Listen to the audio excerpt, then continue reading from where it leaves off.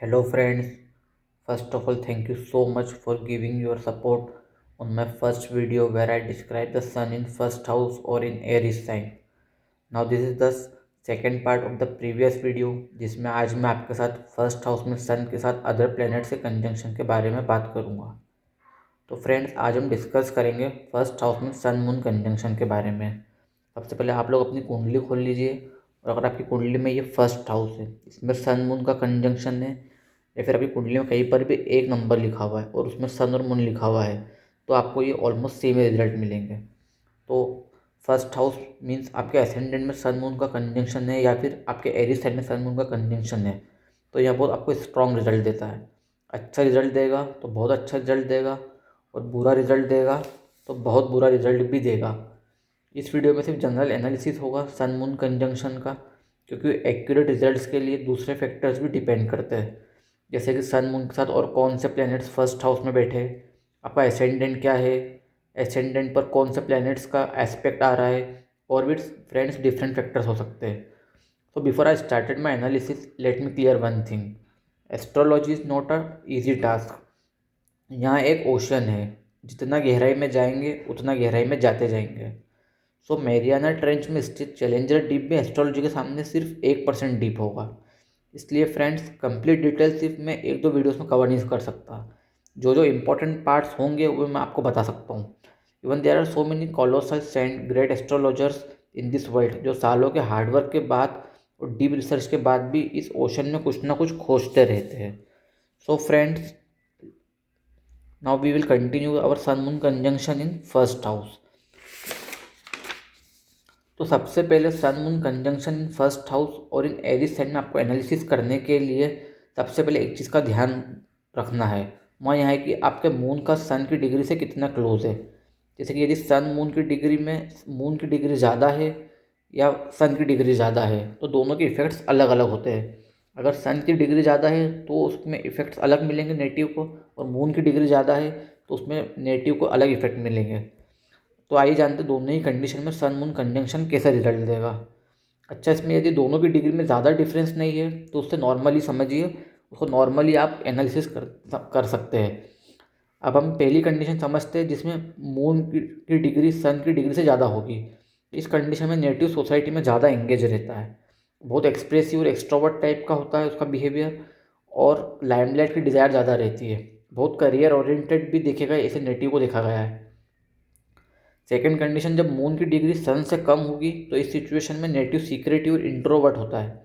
यहाँ पर्सन अपने सीक्रेट्स किसी से शेयर इजीली नहीं करता, लेकिन दूसरों के सीक्रेट जानने के लिए हमेशा ही उतना ही ईगर रहता है और उतना ही उत्सुक रहता है। करियर में या एजुकेशन में ज़्यादा फोकस नहीं होता है और अपने आप की कंपनी ज़्यादा पसंद करता है, इसलिए स्पिरिचुअल और रिसर्चर बनना ज़्यादा प्रीफर करता है। ताकि बहुत इमोशनल भी देखेगा ऐसे नेटिव जिनकी डिग्री मून की सन से कम होती है। आमतौर पर जिसकी जिसमें मून की डिग्री ज़्यादा होती है सन की डिग्री कम होती है, यानी कि जो पहली वाली कंडीशन है, ऐसा वाला कंजंक्शन ज़्यादा बेनिफिट पाया गया है सेकंड टाइप के कंजंक्शन से, जिसमें मून की डिग्री कम होती है सन की ज़्यादा होती है। लेकिन जितना मैंने पढ़ा है फ्रेंड्स, और जहाँ तक मेरा एनालिसिस और जहाँ तक मेरी रिसर्च है, उसमें जो सेकंड कंडीशन वाला है जिसमें मून की डिग्री कम होती है और सन की ज़्यादा होती है, और मॉनेटरीली ज़्यादा रिच होते हैं यहाँ तक पहले वाली कंडीशन की तुलना में। यहाँ secretly long term wealth create करते हैं, तो they can become rich secretly, tends to be rich secretly. दूसरों को यहाँ भनक भी नहीं होने देते कि इनके पास कितना पैसा है। ये मैं बात कर रहा हूँ इस कंडीशन में जिसमें मून की डिग्री कम है और सन की ज़्यादा है। जो लोग सीक्रेटिव होते हैं, रिसर्चर होते हैं और स्पिरिचुअल होते हैं। यही फ्रेंड्स एस्ट्रोलॉजी की खासियत है। बुरा कॉम्बिनेशन अच्छा रिजल्ट देता है और अच्छा कॉम्बिनेशन बुरा रिजल्ट देता है। कोई भी कुंडली या कोई भी योग अच्छा या बुरा नहीं होता। यहाँ आप पर डिपेंड करता है, आपके कर्मा पर डिपेंड करता है। जैसा आप कर्म करते हैं वैसे आपको रिजल्ट मिलते हैं। अपने प्लैनेट्स की पोजीशन और प्लेसमेंट के अकॉर्डिंग आप अपना काम करते, तो यहाँ बुरा योग भी आपको बहुत सक्सेसफुल बना सकता है, और इतना सक्सेस देगा जितना अच्छा योग भी आपको नहीं दे सकता। और अब आगे हम सन मून कंजंक्शन की बात करें तो यहाँ फर्स्ट हाउस में नेटिव को शॉर्ट टेम्पर्ड बनाता है, इम्पेशेंट बनाता है, और उसकी विल पावर भी थोड़ी वीक होती है। अगेन फ्रेंड्स, यहाँ एक जनरल एनालिसिस है, एक्यूरेट रिजल्ट्स प्लैनेट्स एस्पेक्ट्स नक्षत्र और कौन से कंजंक्शन के साथ में, ये उस पर डिपेंड करता है। One more thing which I analyse in the sun moon conjunction in first house, वह यहाँ है कि इस कंजंक्शन में नेटिव के पेरेंट्स के आपस में नहीं बनती, स्पेशली जब मून की डिग्री सन की डिग्री से कम होती है, यानी कि हम सेकंड वाले इसकी हम बात कर रहे हैं। इस कंडीशन में नेटिव के पेरेंट्स की ज़्यादा आपस में बनती नहीं है। इससे हम ऐसे भी समझ सकते हैं कि फर्स्ट हाउस आप खुद है, यानी कि फर्स्ट हाउस नेटिव खुद होता है, सन फादर है और मून मदर है। जब भी मून की डिग्री कम होती है तो फादर का डोमिनेंस ज़्यादा होता है और नेटिव के पेरेंट्स में आइडियोलॉजिकल डिफरेंस बने रहते हैं। अगर फर्स्ट हाउस में कोई मेलिफिक राशि हो या कोई मेलिफिक प्लैनेट्स का, जैसे कि सैटर्न, राहु, वीनस का एस्पेक्ट हो, तो यह सिचुएशन को और भी वर्सन कर देता है और भी बिगाड़ देता है। इस कंजंक्शन में नेटिव की अपने माता पिता से नहीं बनती, ऐसा जनरली देखा गया है।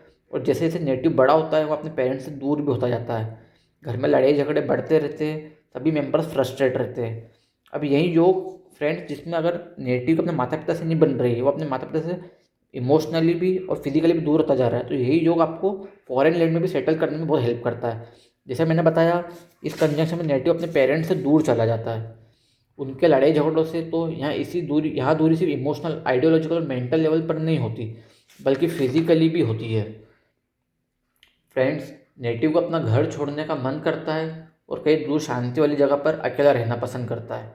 यही मेंटल स्टेट उसे फॉरेन लैंड पर सेटल होने में फोर्स करती है। Friends, in this situation I will advise the parents that live harmoniously. आपके बच्चे से बड़ा कुछ नहीं है, हस्बैंड वाइफ एक दूसरे से कॉम्प्रोमाइज़ करते हुए चले।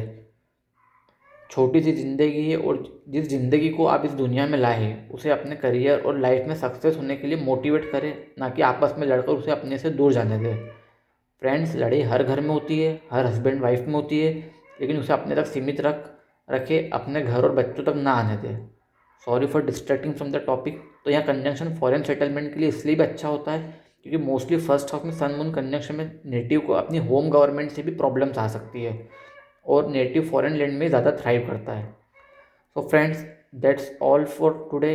Let's finish this video and this is my analysis on sun moon conjunction in the first house or in Aries sign.